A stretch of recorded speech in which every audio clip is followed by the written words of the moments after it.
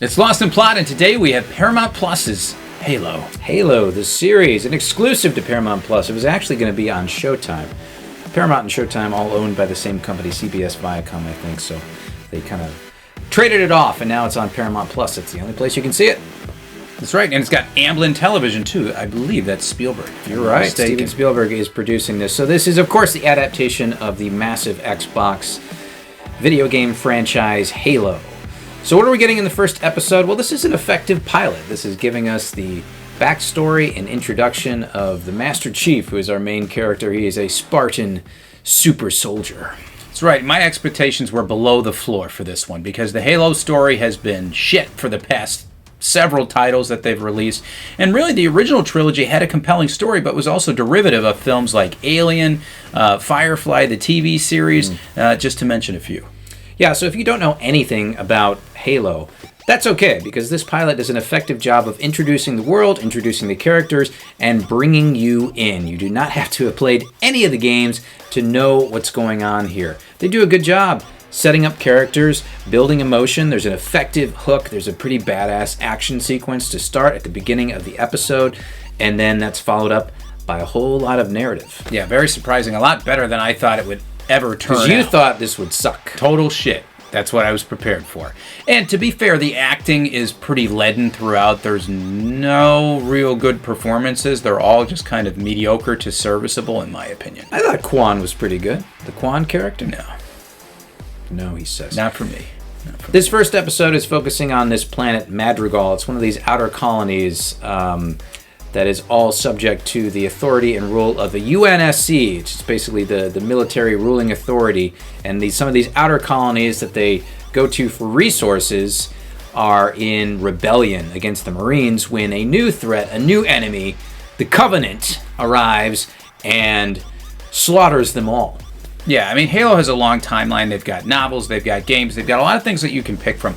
They did a good job selecting what I think are it's an interesting time period and an interesting moment.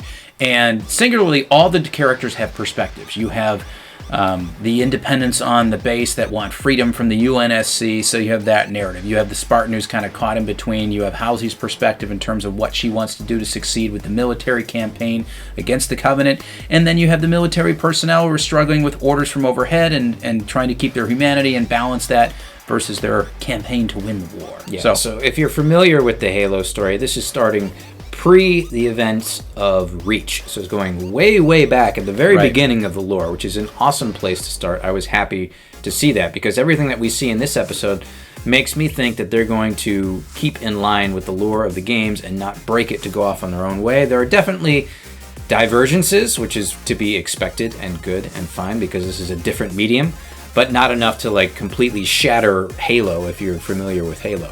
No, and a lot of it resembled some of Neil Blomkamp's shorts that he had made that were posted online back when they were toying with the idea of Peter Jackson making a Halo movie. This had that kind of feel and a little bit of that visual flair to it, which I think was a smart decision for them to make. But really what elevated this pilot above what I thought this deserved, just good writing. Good choices, interesting conflicts that they chose to explore, interesting ideas. I don't know if they'll be able to keep it going, but they did enough in the pilot episode to intrigue. And that is the key, and that's why this is alive for me at a 7 out of 10, because I enjoyed it and I couldn't wait for the next episode. They gave me just enough interesting plot lines and developments with the prophets. We got to see Mercy, we got to see High Charity. There's some political dealings going on between Captain Keyes and his daughter Miranda Keyes and Dr. Halsey. There's a lot of interesting threads that they can pick up, and then, of course, between Master Chief and Quan. So there's a lot going on here that I was interested enough to really want to see that second episode, but I've got to wait a week. Just a week. Just a week. It's alive for me, too. It's a 6 out of 10. The writing really elevated. I feel bad that I didn't actually pay attention to who wrote this episode because they did a very, very good job. I think it was Kyle Killeen. I'm very cautious where it's going to go moving forward because I think the acting is so bad that I think it's going to struggle. But we'll see. It could. Now, this is on its second showrunner in the first season, and there's going to be a third different showrunner for the second season, which has already been greenlit and is in production as far as I know.